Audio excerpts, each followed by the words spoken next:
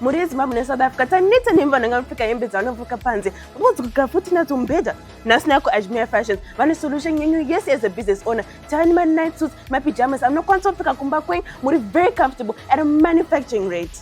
Sezvamukona panapa anenge achiri ma-different types ma-varieties sema-chinhu zvinhu zvinhu chichenda pa-TikTok nepa-Instagram zvinhu zviri comfortable muzonyatsorara muchisnooza muchisunga zvinhu zvakanakisisa. Zvinhu zvamukona pano zvinhu zvofuta vana ana mama ana gogo maprints akasiyana-siyana hamusi kuzoona muna customers anozochena zingaite. Zvinhu zvamukona papa totengesa ari ma-6 pack still ari manufacturing rate anokwanisa kutengesa ma-customers toona profit isingaite. Tema-different varieties anokona palebo panapa akasiyana-siyana makala akasiyana-siyana maprints zvinhu zvikutrenda zvamunokwanisa kupfeka ukumba muchinyasori confident kuti kwakagarawo pamba. Sezvamukona papo nokwanisa kutenga saka nofunga kutengera business yako contact number yepasi nokwanisa kuita WhatsApp vagokutumira catalog kaunta video call ukodza ma-varieties esatina ma-different thousands of options that you can choose from. Saka uyako Ajmer Fashion ukoshoperawo business yako indava so usete munhu asikafunge.